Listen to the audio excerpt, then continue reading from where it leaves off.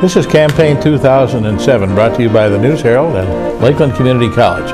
Today we'll be talking with the two candidates for District 3 on Willoughby Hills City Council. The incumbent is Kevin Malachek, and his opponent is John Vitale.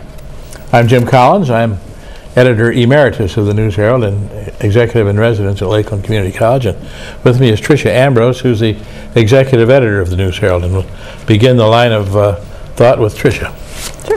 Thanks for being here today. I'll start with you, Kevin. What do you think it is that sets District 3 apart from the rest of Willoughby Hills? Well, I think there's a couple things that make us kind of unique. There's this talk about this border on Willoughby Hills. You've got a kind of tail that meets two cities type of thing. You've got 91 running down directly the center of our district. We have 1-acre homes in our district. We have less than 1-acre homes in our district. We have condos in our district. We have apartments in our district. So you really need to balance all of those interests and talk to all of those residents as you're trying to make decisions that are going to affect the whole city. Those are kind of the unique characteristics. We also have the Metro Park in our district, City Halls in our district. The 6 and 91 Economic Center, if you can call it that, is in our district. So it's a very diverse district full of diverse people and diverse living styles. And John? To a degree, I agree with Kevin. I live in District 3, and there's a lot of things that have taken place within District 3 that concern me. The area, the retail area, is a small retail area, but the residential area in District 3 is extremely important. I think a lot larger than everybody deals with. My concerns are, probably as we go along, are the sewers and a lot of other issues that District 3 holds, and it's got to be addressed, and addressed very quickly.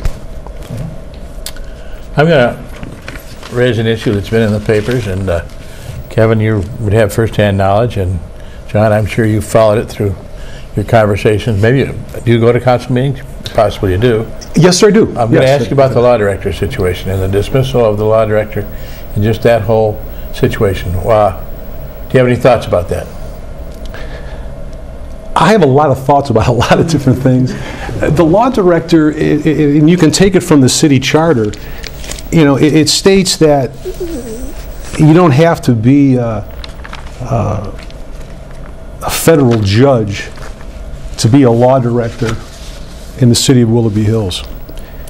Section 4.3 of the charter states, a law director, the Department of Law shall be administered by a law director, who shall be an attorney at law admitted to practice in the state of Ohio and shall be appointed by the mayor. I'm sure there were reasons. I'm not privy, obviously, to a lot of those reasons. And Tom Willoughby was a nice guy and he's a good attorney. So is Mr. Luskin. So, as far as I'm concerned, the mayor made a good choice. Kevin, your thoughts on that subject? Well, I must differ from my colleague here in how I feel about that subject. Actually, one other part of Section 4.3 of the Charter that Mr. Vitale just talked about goes on to say that the law director is the director for the entire city. And that's one thing that I brought up when we were informed of this last-minute change by the mayor in our legal philosophy, a change that really has not been fully explained at all to us.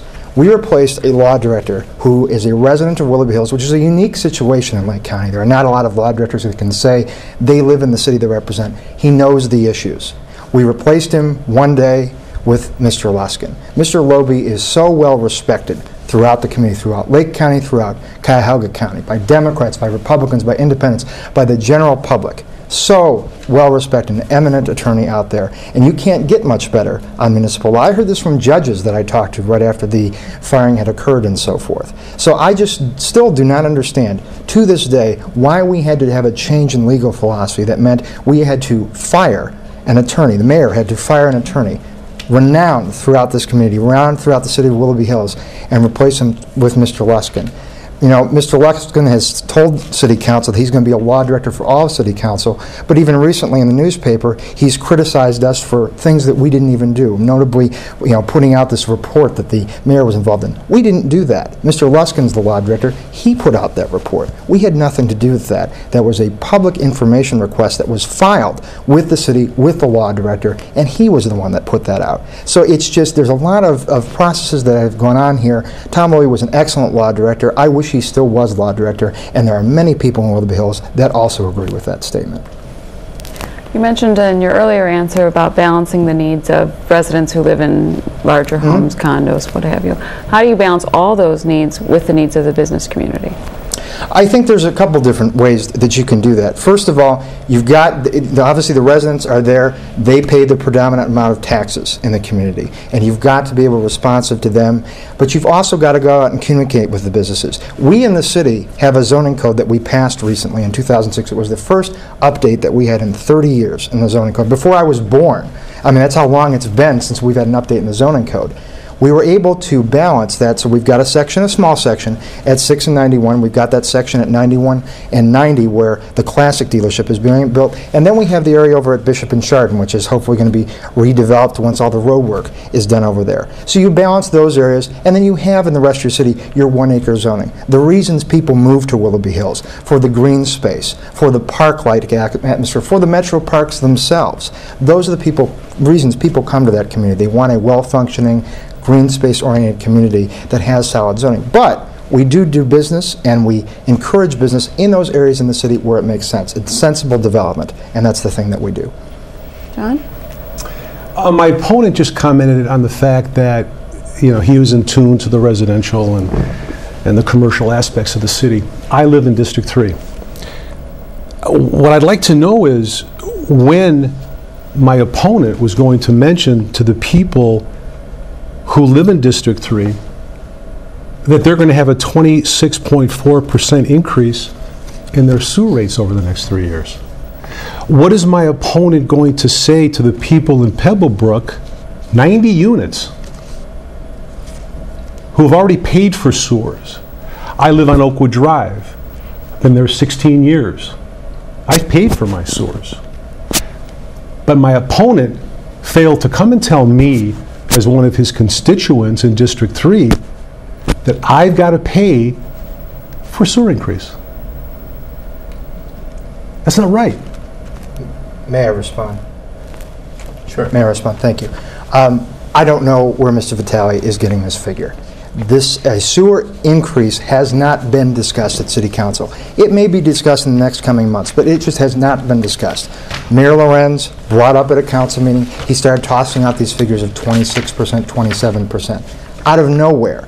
There's nowhere saying that we're going to raise the sewer rates 26, 27%. I take umbrage at the fact that Mr. Vitale says I'm not going to inform him on this, just because it has not even been discussed. I have taken pride in informing my constituency about things that have gone on in the city. I've put out district newsletters at my own expense to members of the community throughout the district. I have a website, people email me, that type of thing. So I take umbrage at the fact that, you know, Mr. Vitale, I haven't seen you at council meetings in the last 4 years. You say you come, but I haven't seen you.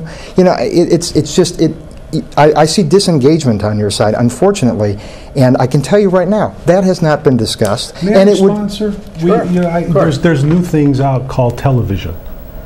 I watch television. I watch all the council meetings on television. But you didn't attend, and you said you did. Do you consider CT Consultants a reputable company? Absolutely, they're our city engineer. On August 28th of 07, there is a computation that's been put out by CT Consultants, a recommendation prepared by CT Consultants of a 26.5% increase. Did you care to see it? I have seen it, and it is merely a recommendation, and we have not discussed it at council yet. You don't think it'll happen?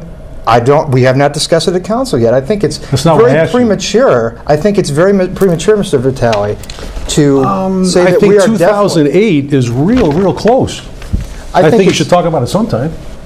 I think it's premature. We are going to discuss it, as far as you're concerned. I'm a homeowner. I know you're... I'd like to know what's going on. I understand that. But I think it's premature to discuss until it's been discussed on council floor, until we have all the facts and figures in front of us. Okay. It's premature to discuss any type of sewer rate. That's a draft. It's a projection. You know, we make projections all the time about things. You make projections in your budget. You make projections about expenditures, that type of thing. It doesn't mean it's going to happen. Okay. Well, I'm going to bring up a new topic that was very well covered by both of you. Thank you. Another buzzword in Being diplomatic, Mr. Collins. I majored in that.